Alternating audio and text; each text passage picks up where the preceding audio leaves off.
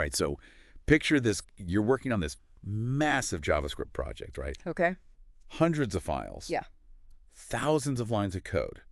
And all of a sudden, Oh, yeah. you need to update like a core function. Mm-hmm. Are you really going to go through and sift through every single file? Right. Or are you going to leverage the power of modules? Yeah.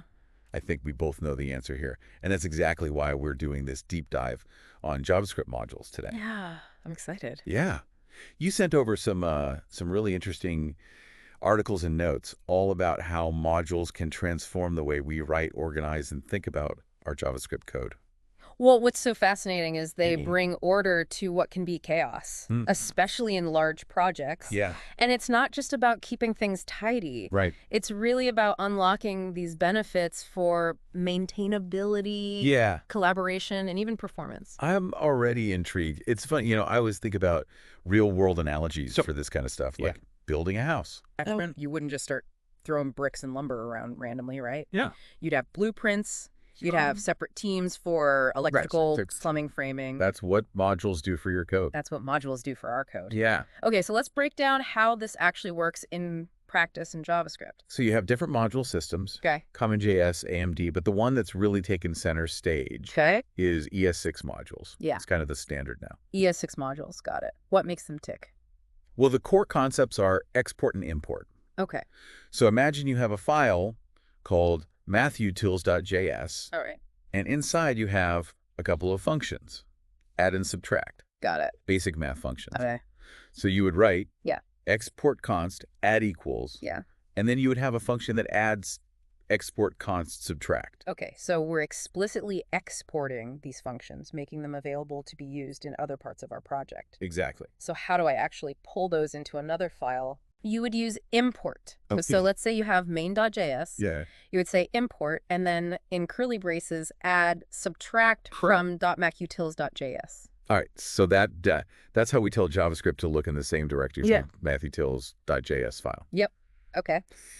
Now, let's say you have more functions in that file. Right. Like multiply. You can export that as well. Okay. But let's say you have one function that's like the main function, divide, and you want to make that the default export. Interesting. Why would you make something a default export? It's a convention. It signals that this is the primary function that you want to use. Got it. So it just makes the importing a little cleaner. Yeah. Because you don't have to use the curly braces. Yeah, exactly. Okay. So you would write export const multiply. So that's another named export. Right. And then below that, export default function divide. All right.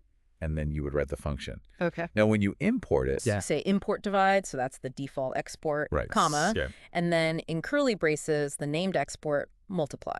Okay, so you import the default directly, and then the named exports within curly braces. Yeah. Got it. I'm starting to see how this all fits together. Yeah. But in a real project, this could get pretty messy, right? Good. Like having all these module files just kind of scattered about. Right. How do we keep things organized? That's a great point. Organization is key when you start working with modules. As your project grows, you want to categorize your modules into logical groups. Yeah.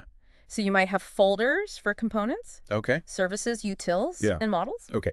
Now that makes sense. So components would be the building blocks of your user interface. Exactly. Services might handle data fetching. Right. Utils would house helper functions. Yep. Like our math examples.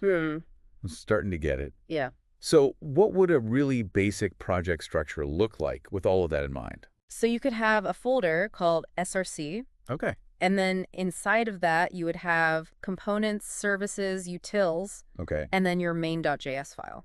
So main.js is like the entry point. Exactly. It brings in all the other modules. This seems like it would make collaborating with other developers so much smoother. Yeah. Now, we have all of these separate, beautifully organized modules. Right. But how do we get the browser to understand this? That's where bundlers come in. Okay, here's where it gets really interesting. Tell us about bundlers. Yeah.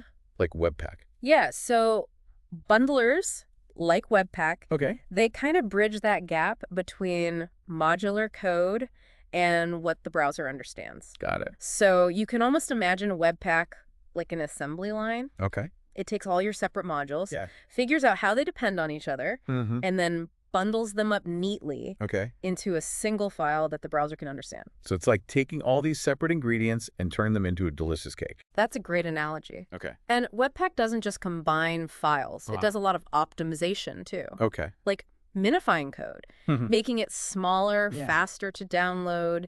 It can even handle things like transpiling newer JavaScript features down to something older browsers can understand. Okay, that makes a lot of sense.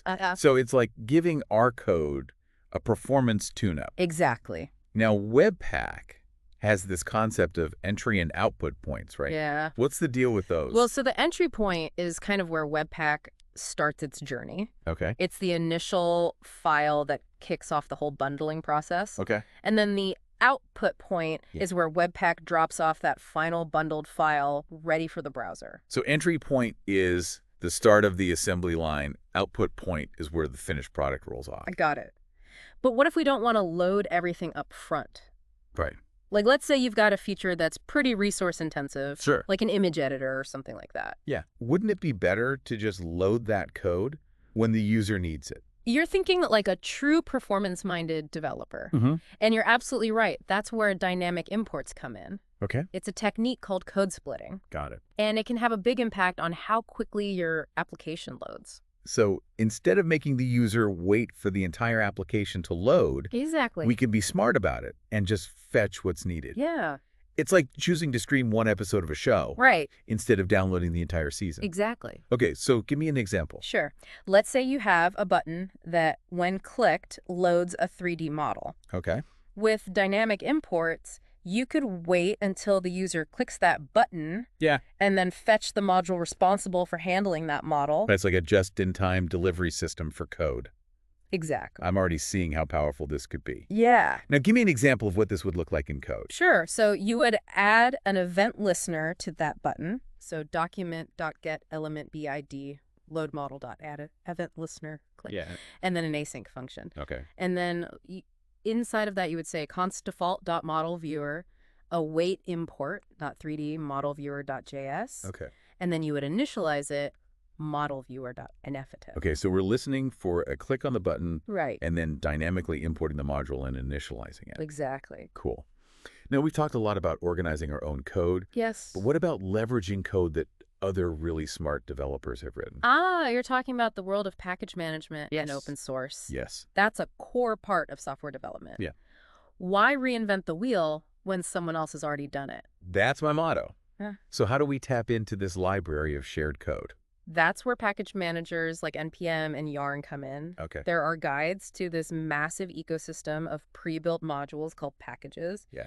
You can imagine NPM like a giant online store where you can browse and download all sorts of amazing tools and libraries. So it's like a virtual Home Depot for code. Exactly. So if I need a package for, let's say, handling dates and times, I can just search for it on NPM. Precisely. Okay. And installing it is as simple as typing npm install and then the package name. So for example, there's a very popular library for date and time called Moment. Okay. And you could install that by typing npm install Moment.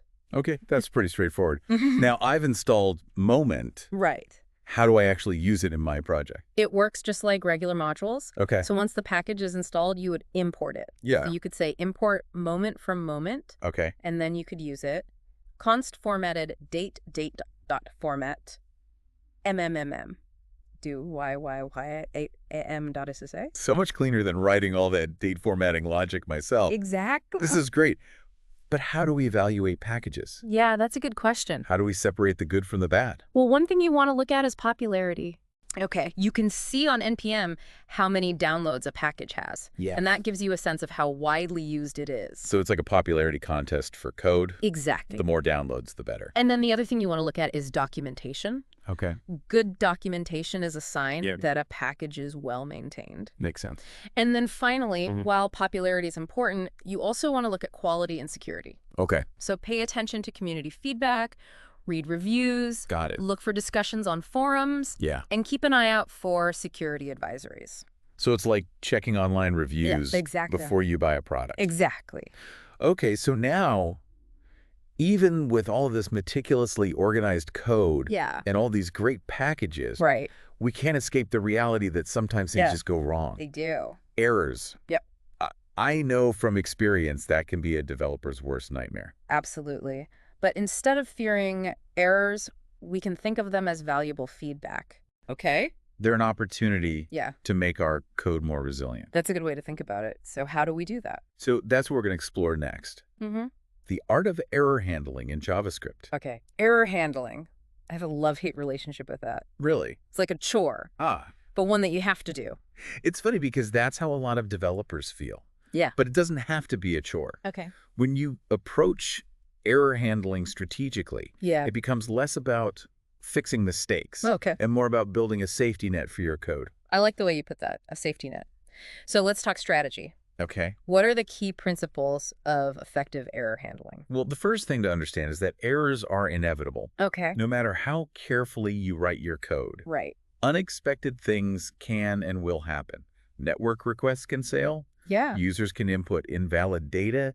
APIs can change. Of course. It's the nature of software development. So step one is accepting that we live in an imperfect world. Yeah. Code-wise, at least. Exactly. What's next? Next is recognizing that errors aren't inherently bad. Oh, okay. In fact, they can be valuable sources of information. They can point to areas where our code might be fragile, Right. or where our assumptions about the world might be wrong. So it's about shifting our perspective. Exactly. From errors are bad to errors are opportunities. Exactly. I like that.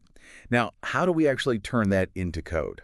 So one of the most fundamental tools is the try.catch statement. Okay. It's like a two-part dance move where you try to execute some code. Yeah. And if an error occurs, the catch block is there to gracefully catch you. I'm visualizing this. So we try to run some code. Right. And if it throws an error, the catch block swoops in. Exactly. So let's say you're fetching data from an API. Okay. That's where things can often go wrong. Yeah. So the server might be down, the network might be flaky, or the data might not be in the format you expect. Been there. So how try.catch would help in this case is you would write try, and then in curly braces, the code that might throw an error. Yeah. So it would look like this. Const response, await fetch, https://api.example.com/data. Okay. Const data, await response.json. Got it. And then you would do something with the data. Okay. Now below that, you would have a catch block. Okay. Catch error. Right. And then in curly braces, you would handle the error. So you might log it to the console.error, error fetching data, error. Okay. And then maybe display a user-friendly message to the user explaining that something went wrong. So let's break this down. Okay. We're trying to fetch data from an API and parse it as JSON. Right. If anything goes wrong. Yeah. The catch block intercepts that error. Exactly. And then we log it and handle it in a way that doesn't break our app. Exactly. So instead of letting the error bring down the whole system, we're containing it and taking control. Try.catch, our first line of defense. Yeah. What else can we do to prevent errors from happening in the first place? Well, one of the most effective techniques is input validation. Okay. So imagine you have a form where a user can enter their age. Okay. Now, what if they enter something that's not a number? Right. Or a negative number? Or a ridiculously large number? That could throw an error. It could. So before you even try to use that input, you should validate it. Make sure it's what you expect. Okay. Make sure it's a number. Make sure it's within a reasonable range. So it's like having a bouncer at the door of our code. I love that. And input validation isn't just about preventing errors. It's also about creating a better user experience. Of course. Imagine how frustrating it would be for a user to fill out a form only to be met with some cryptic error message. Input validation. Got it. Any other proactive measures we could take? Another good practice is to handle edge cases thoughtfully. Edge cases. Okay. Those are always fun. Yeah. So think about those unusual scenarios that might occur in your application. So for example, let's say you're building a shopping cart. Yeah. What if the user tries to add a negative quantity of an item to their cart? Right. Or what if they try to check out with an empty cart? Yeah. Things could get weird. Exactly. So by anticipating these edge cases and writing code to handle them, you prevent unexpected errors. So it's like planning for all the possible paths the user might take. Exactly. Even the ones that are off the beaten track. And the beauty of this is that it makes your code more robust. Yeah. But it also forces you to think more deeply about how your application works. It makes you a better developer in the process. Exactly. We've covered so much in this deep dive. modules, organization, the magic of bundlers, dynamic imports, package management, and the art of error handling. It's been a journey. It has. And the theme that keeps coming up is that building with modules is about so much more than just writing code. It's about this whole mindset of structure, reusability, collaboration, and resilience. Absolutely. It's about taking pride in our craft as developers. And creating software that's functional, but also elegant and maintainable and just a joy to work with. I love that. So as we wrap up this deep dive, what's the one thing you hope our listeners will walk away with? I would say this. As you embark on your next JavaScript project, big or small, embrace modules. Think about how you can break down your code into logical, reusable units. Explore the world of pre-built packages. Don't be afraid to experiment. And approach error handling not as a burden, but as an opportunity. Amazing. This deep dive has been an incredible journey. It's been fun. Huge thank you to you for being our expert guide. My pleasure. And to all of you listening out there, happy coding. All right.